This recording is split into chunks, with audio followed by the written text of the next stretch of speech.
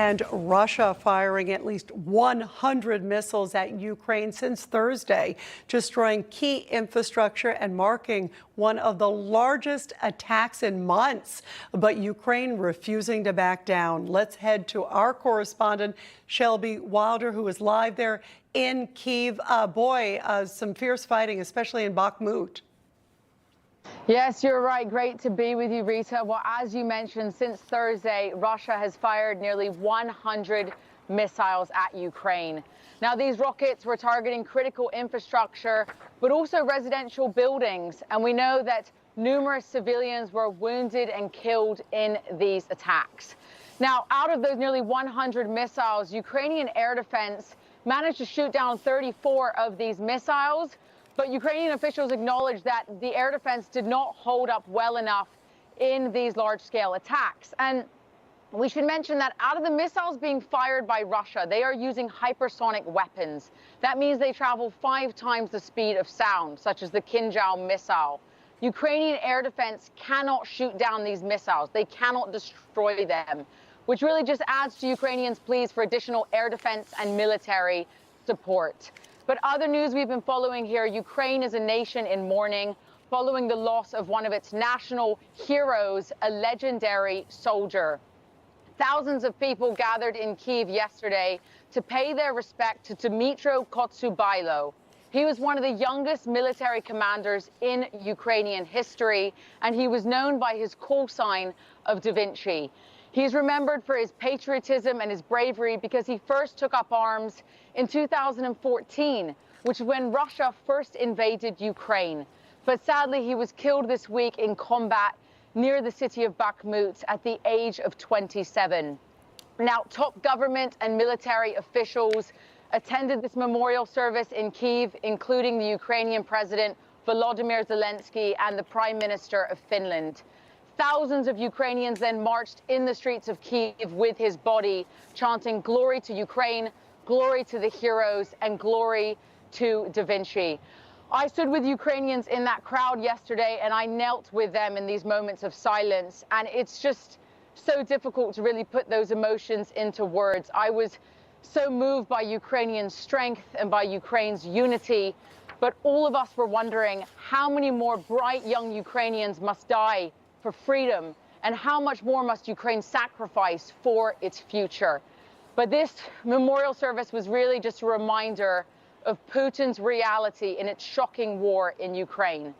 But with that, Rita, I'm turning it over to you in regards to the latest news on the ground here from Kyiv. Wow, very powerful to see those images, Shelby. Thank you very, very much. I want America to know the truth. The Afghanistan withdrawal was an organizational failure at multiple levels. I tried to save the lives of countless Marines. We all tried our best. It was a nightmare.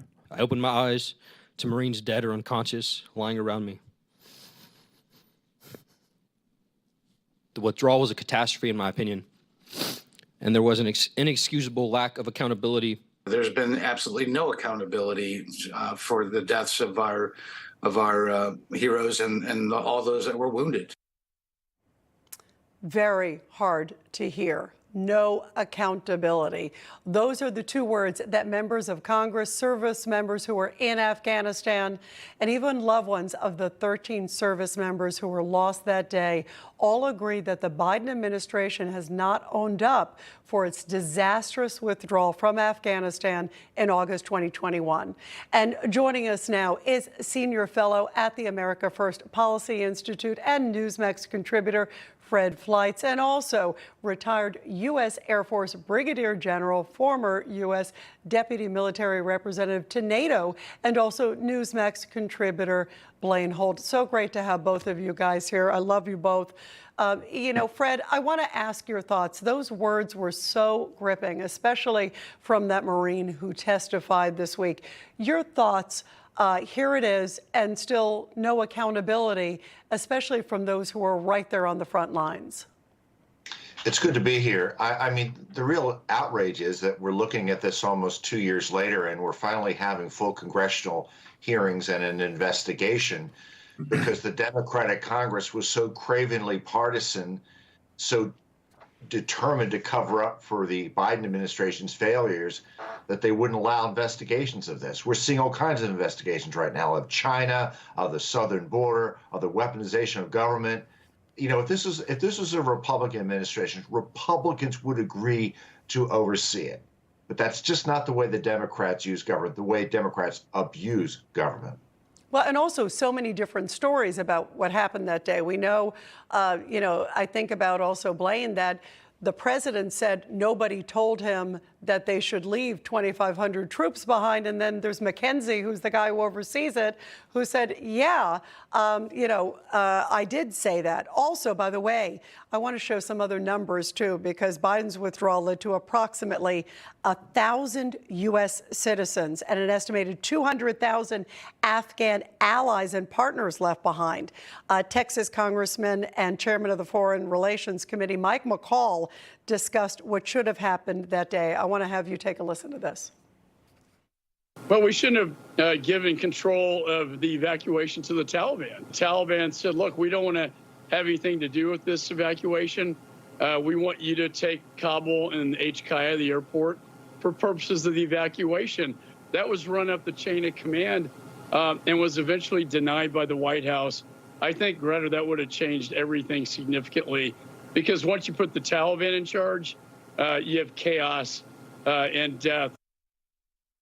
You agree, Blaine? I mean, obviously, there were some major decisions that went wrong, and we're trying to figure out what advice the president got. Did he act unilaterally, not listen to them?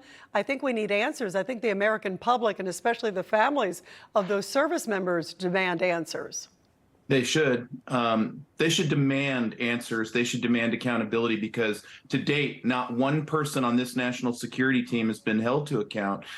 And to Fred's point, this is a cascading series of failures that just get bigger and bigger and bigger. It starts well before Afghanistan. You know, you have the disastrous hookup with the Chinese in Alaska, where they just basically smack us in the face and disrespect us. And then the administration slowly but surely starts to disregard that the Taliban is not going to be meeting any of its responsibilities for what was brokered in that withdrawal. We didn't withdraw from the right base, which should have been Bagram that we paid for. We didn't destroy or move out the military equipment. We didn't destroy the base. It's now in multinational hands. And it just goes on to a deterrable war that we see horrifically playing out in Ukraine. And here we are with China now standing up and trying to broker deals to create its BRICS alliance. And this is all part and parcel of an administration that absolutely is not looking back, and nobody seems to say, when are we going to start seeing firings or resignations, or even something more accountable for putting people where they need to be on these decisions. This is our national security we're talking about. We haven't even said the word southern border. Yeah, no, you're right. And also, by the way, $7.2 billion worth of equipment we also learned about was left there, making the Taliban basically the world's biggest arms dealer. They're selling them to China and everybody else. It is such a mess. Fred, I want to switch gears and talk about Iran. Newsmax is learning that Iran is reestablishing diplomatic relations with Saudi Arabia. Now, this comes after years of tensions between these two countries, and Blaine was just talking about China. Well, it turns out that China played a role in putting this deal together. You tweeted, I keep asking myself how much worse global security could get due to Biden's incompetent national security policies.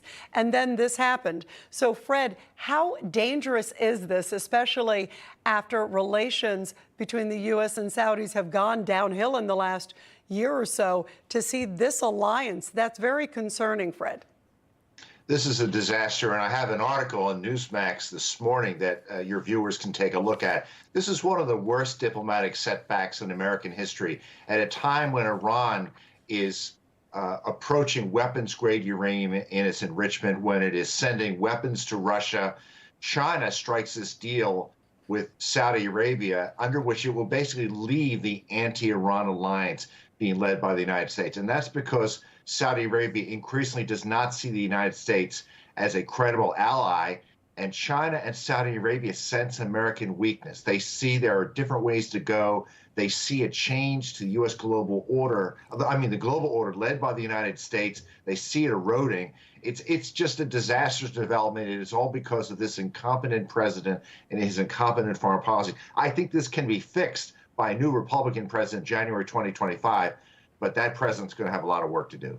Yeah, it is a mess. I see you shaking your head too there, Blaine. Thank you, both of you guys, so much on the international sphere and such a concern. And also, Blaine, as you mentioned, our southern border too as well. There's a lot on our plates. Both of you guys, thank you both very much. Great to have you both. Good to be here.